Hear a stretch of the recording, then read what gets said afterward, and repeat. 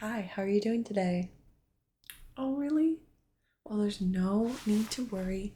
This is a very routine procedure with basically no noticeable side effects, and any complications are very rare, okay? Yeah, it's gonna be totally all right. Did you take your Valium 40 minutes before arriving here? Okay, good, good. So I'm gonna kind of go over the procedure again. And then, if you're still feeling a little anxious, nervous, etc., then we can give you a Demerol shot, and that'll help take all of that away. Yeah. Yeah, it'll make you a little bit on the loopy side, I would say, but then you're not going to have a problem with the procedure at all. Does that sound good? Great. Okay. So we'll go through just explaining again the vasectomy and what kind of that entails. But again, once we're actually doing the procedure, I'll make sure to kind of let you know step by step as we're doing things. All right? Okay, so today, obviously, you're here for a vasectomy. You are a candidate for the no incision vasectomy, which I know we've talked about this before, but basically means that instead of using a scalpel and cutting into your scrotum, we will be using a special tool to create a small, tiny puncture hole. And the plus sides of this are that it's much less invasive, pretty much no bleeding whatsoever, and you're not going to need stitches. We can just kind of stick it back together with some special glue. Yeah. So, anyways, we are going to be making a small puncture hole on your scrotum after I have shaved, cleaned, prepped, and obviously numbed the area so that you won't be feeling anything. You may feel some pressure, and I have reported as we are feeding the vas deferens through the puncture hole that maybe a sort of pulling that feeling in like your stomach, groin kind of area. It's not really pain, just usually like a weird feeling. It's basically what I've been told. And then once we do that, we cut the vas deferens and cut a section out, and then we cauterize each side and feed it back through the puncture hole, and then repeat the process for the other side. And that way, no sperm can be traveling in your ejaculate at all, and you're not going to notice anything. Sperm only makes up, I believe it's maybe 5% of total semen fluid. So there will be basically no change in your semen whatsoever that you should notice. And yeah, that's about it for right now. Just when we're going through the procedure, I will be explaining each step as we go. So if you ever need to take a breather, feeling uncomfortable, we can take a minute.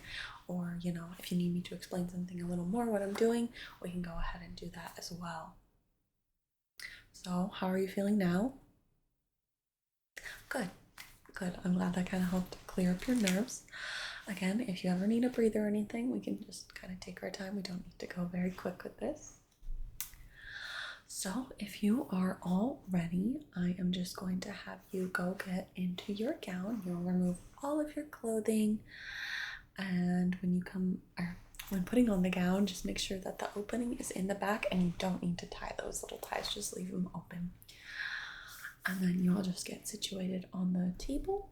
There's going to be a little drape. You can put it over your lap, and then when I come in, we'll start getting you ready to go, okay? Perfect. All right. So you go get changed, and I will get prepped so we are ready to start once you get back. Perfect timing. I'm just finishing up getting all prepped for the procedure. Get on some sanitizer before I get my gloves on.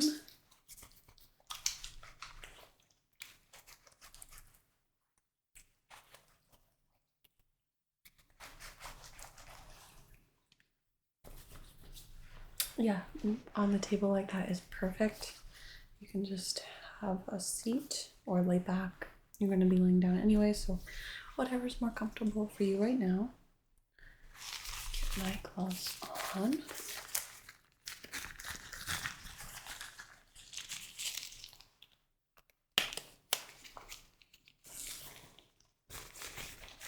How are you doing still?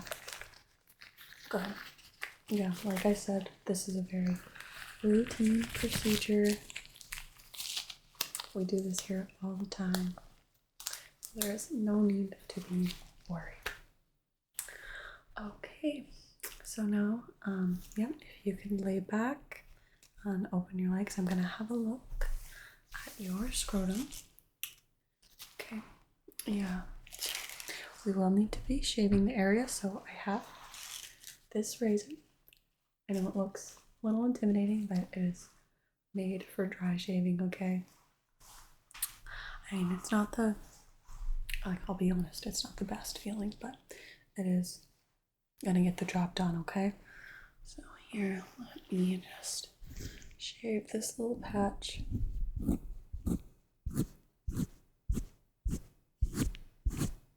Okay, good.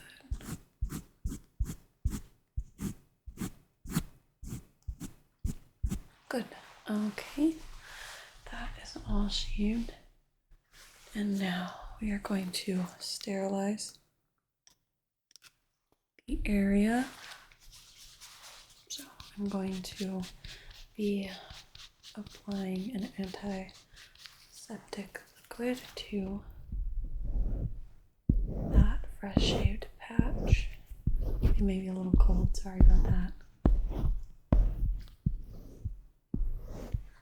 Okay, look at that.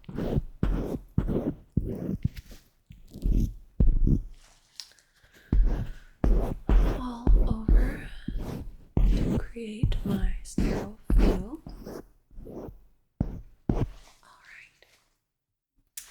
And now we're moving on to the next part. We are going to be giving you the numbing shot. Okay. So this is going to feel like a pinch and then a burning sensation. The medication just feels kind of like it's burning as it goes in, okay? You ready?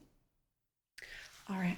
Okay, so I'm going to administer the shot now. So you're going to feel some burn, a big pinch. There you go. And then probably some burning.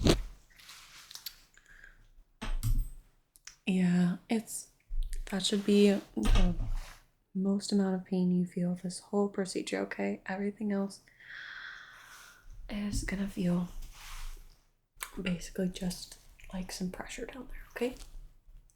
All right, so now I'm just gonna kind of feel the area, and we're not gonna place your penis onto your stomach there, yeah, just to keep it out of the way. Make sure it stays up there. I'm just gonna get a little lay of the land, kind of feel what I'm needing. Okay, we're about ready. So can you feel this? How about this? Or this?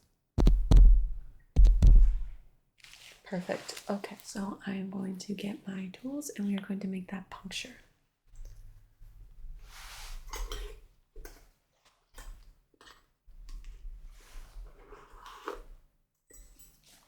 Okay.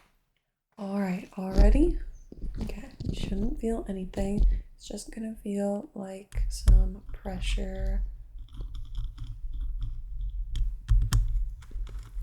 All right, and the puncture is all made. Okay, now let me get my forceps.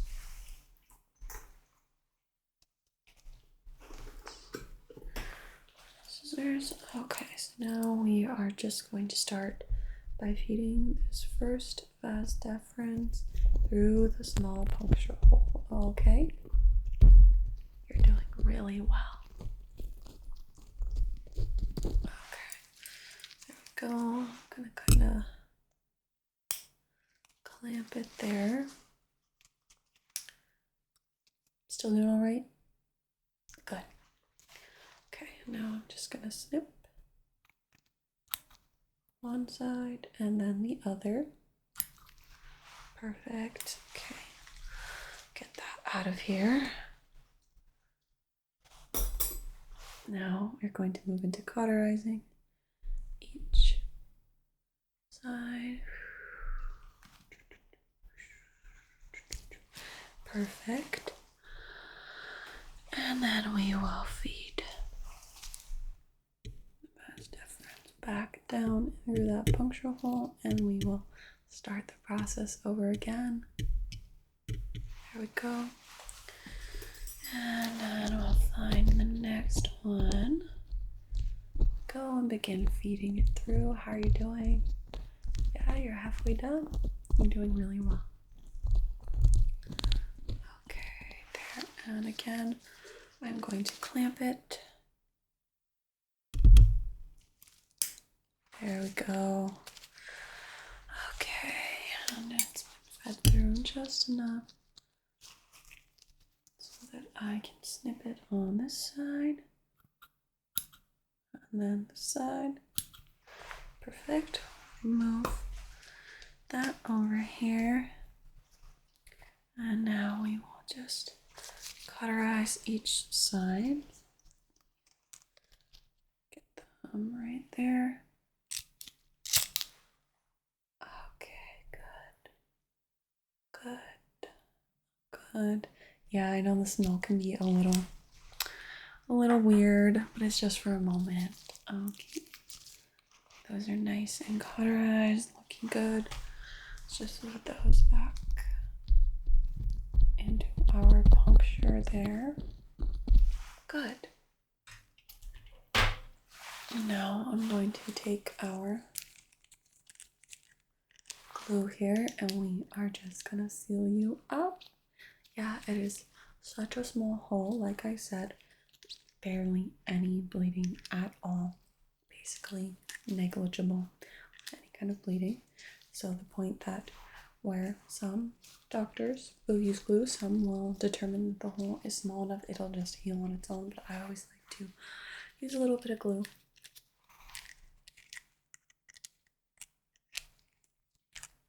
Okay, so let me get this on there. Okay, just kind of seal on the area, make sure the glue is an even thin layer with my finger. Perfect. Okay, that is it for the procedure portion. So if you want to go change and come back out, we can do like our little final consultation. I will give to you instructions for the aftercare and just kind of what to expect now that you have had this vasectomy, okay? All right, I'll see you back out here when you're ready. All right, you're all done. That wasn't so bad, right? Good. I'm always glad when we can get through a procedure and, as painless as we can make it.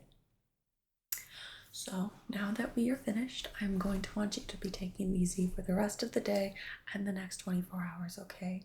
So you're gonna wanna ice your area and wear supportive underwear, okay? To kind of keep everything, to keep all the swelling down that could happen.